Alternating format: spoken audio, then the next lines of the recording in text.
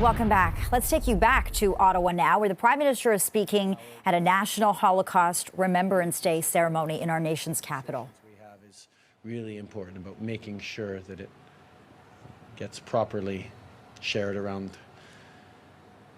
our communities and around our country.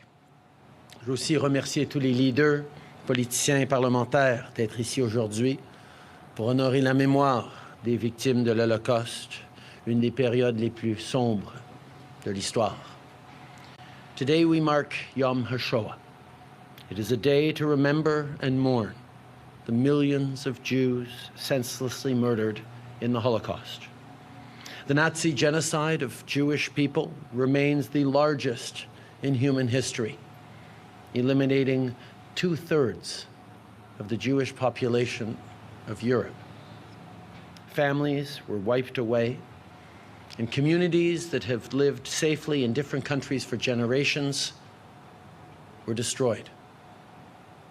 On a tous un devoir de mémoire. Ce devoir, remember this duty, we must exercise through education, awareness, and understanding. We need to exercise it by confronting all types of hate, intolerance, and anti-Semitism. As we pay tribute to the memory of the victims and the resiliency of survivors, we reaffirm our pledge to never forget. I met Pinhas yesterday at the Toronto Holocaust Museum. Pinhas has an extraordinary memory.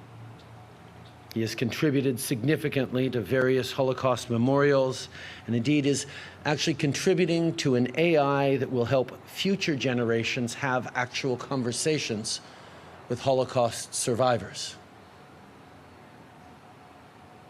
For him, what hurts the most is of all that he can remember, he cannot remember the face of his twin sister, Sabina. All he can remember is her blonde, braided ponytail when she ran over to their mother for one last hug as they arrived at the Majdanek concentration camp in 1943. The trauma was just too much for his brain. Even given this, for his entire life, Pinhas has been committed to education, sharing both his story and the experiences of other survivors. I also met Rose yesterday, a Holocaust survivor who inspires me and others with her fierce commitment to life and to peace. En parlant avec des survivants, by talking to survivors, it's reminded me that me and my generation have had the privilege to hear their stories and to learn from them. Whereas younger people today form their understanding of their world, we need to ensure that the lessons of the Holocaust are taught to them. To share the stories, to keep the memories alive, and to educate future generations about the anti-Semitism, the hatred, and the silence that enabled such evil. Our government understands this, and it's why we created a dedicated position to carry out this work, our special envoy on preserving Holocaust remembrance and combating anti-Semitism. Our current special envoy, Deborah Lyons, had big shoes to fill after taking over from Erwin Kotler, but she's incredibly strong and been doing tremendous work. Right now, Deborah is in Poland with Canadian students for the March of the Living. As was mentioned, and as I'm sure you can all attest, this annual educational program to ensure Holocaust remembrance is unbelievably important, perhaps more important than ever. Here in Canada, we're also creating a new permanent National Holocaust Remembrance Program so that everyone can learn about the atrocities committed by the Nazis and the prevalence of unbridled anti-Semitism that led to it. Et En tant que gouvernement, on soutient la construction de nouveaux support the centres construction éducatifs sur of new l'Holocauste. educational centers on the Holocaust everywhere in the country, including in Montreal, Toronto, and Vancouver. This year, Yom HaShoah and its message comes at an incredibly difficult moment for Jewish communities in Canada and around the world. The October 7th Hamas terrorist attacks, the murder of friends, family, and loved ones in Israel, was the largest killing of Jews since the Holocaust. And since October 7th, there has been a disturbing increase in anti-Semitism to a scale we had not witnessed for generations. Windows of synagogues have been broken and shot at, Jewish stores vandalized. All of these acts open wounds of painful chapters in our collective history. There are people out there who are still denying the Holocaust. There are people out there who are denying what happened on October 7th.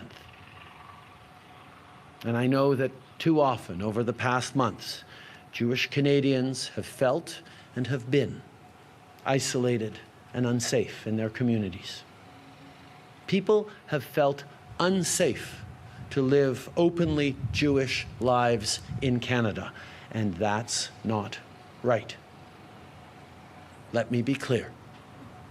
In a country like Canada, it should be, and it must be, safe to declare oneself a Zionist, Jewish or not. Zionism is not a dirty word or something anyone should be targeted for agreeing with. It is the belief, at its simplest, that Jewish people, like all peoples, have the right to determine their own future. Shortly after the Holocaust, Israel was established as a safe haven for Jewish people, a place to live in security and with dignity, a place to build a future without fear.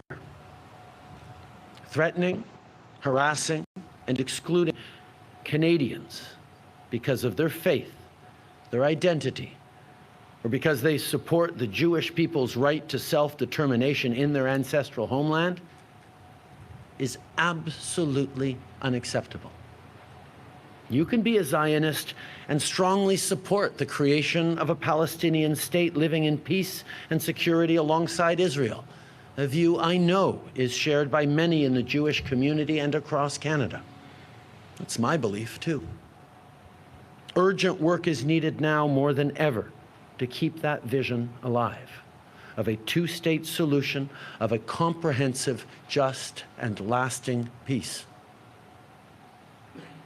Anti-Semitism in every form, whether it's on the internet or in certain chants we've been hearing, is unacceptable. We all know that anti-Semitism wasn't new 80 years ago, and it didn't stop in 1945. And as my friend Erwin Kotler taught me, anti-Semitism is the canary in the coal mine of global hatred. What starts with Jews never ends with Jews. Ce qui cible les Juifs ne se limite What jamais targets aux Juifs. Jews never stops with Jews. You can think of the different persecuted groups persecuted by Nazis. Anti-Semitism doesn't just threaten the Jewish community, it threatens our common values, our security, and our democracy. It puts in danger the capacity to live in a country where each can contribute to their own potential. Combating anti-Semitism requires hard work every day. And this work cannot be a problem for the Jewish community to solve alone. It is not a problem for Deborah or Jewish organizations to solve alone. It is not a problem for governments to solve alone, though we will and must continue to do everything we can. It is up to everyone to take on this challenge, all Canadians together. Yom HaShoah nous rappelle aussi l'immense Yom résilience HaShoah reminds du us of peuple the juif. great resilience of the Jewish people, who has not only survived tragedies, unimaginable tragedies throughout history, but came out of it even stronger. Together, we will get through this incredibly difficult moment as well. We'll never stop fighting to protect your right to live openly and proudly Jewish lives in Canada now and forever. This year, our vow of never again is more important than ever. We stand with you against this wave of rising anti-Semitism, and we add to this year's vow, not now, not ever. Merci beaucoup.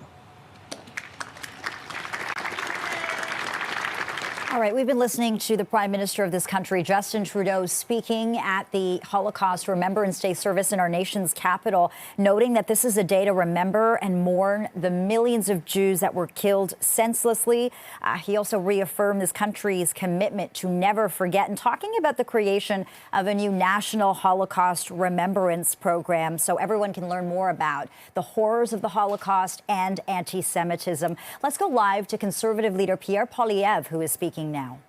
March of the Living students, assembled guests.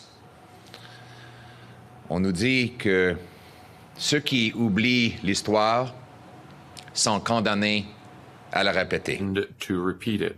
We're told that those who forget history are condemned to repeat it. That is why the annual commemoration, Yom HaShoah, is so important.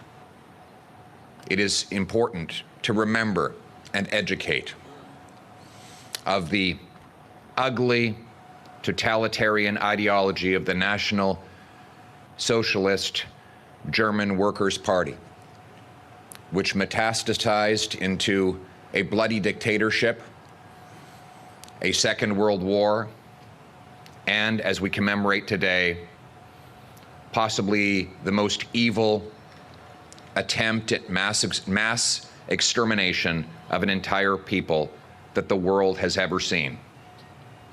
This, along with communist socialism, brought together two twin ideologies of the 20th century that unleashed havoc and death on peoples, often for no other reason than their race, their religion, their ancestry.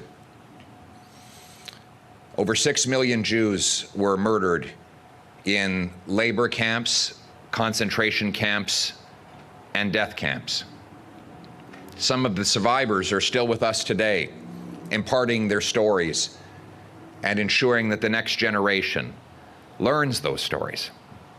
It's almost 80 years now since 1945. 80 years is roughly the life expectancy in most developed countries. So it isn't by accident that memories start to fade right about now. And as these memories have faded, these same ugly totalitarian ideologies have gained favor. And the same hateful rhetoric, the same precursor actions playing themselves out today. We see at university campuses the hateful anti-Jewish rhetoric directed at innocent students. We see fire bombings of Canadian synagogues, something we never would have imagined a short time ago. I know that some of you are making the heart-wrenching decision. Do I walk outside with the Star of David on my chest? Do I wear my kippah? Do I keep my mezuzah on the door? You worry about the safety of your loved ones in Canada. It is absolutely unacceptable that you should be faced with this dilemma.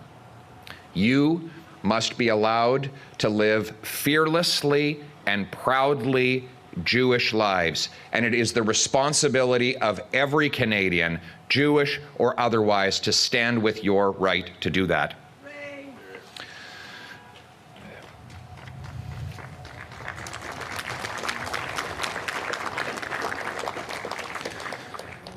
The hatred that we see in our streets, of course, has been amplified by the genocidal attacks of Hamas on October the 7th, almost 7 months ago. This was an attempt at genocide. It was the biggest mass murder of Jews since the Holocaust.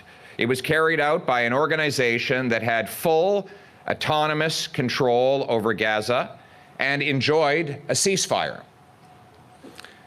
It was living right next to the Jewish state, which had vacated the Gazan lands and allowed,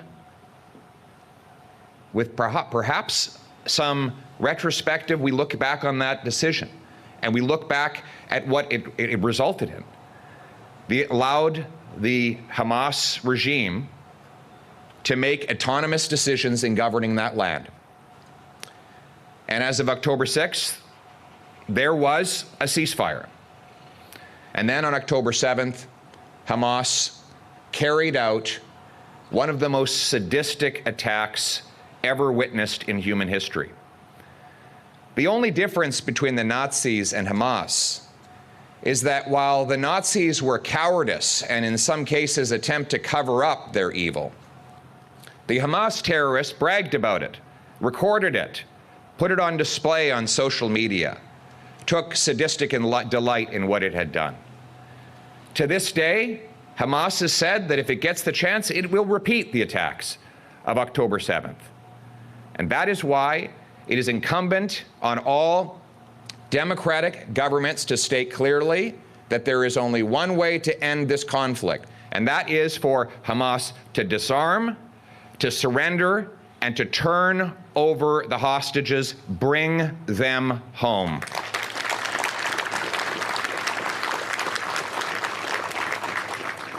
Here in Canada, we must do more than speak the right words. Never again requires action, real action.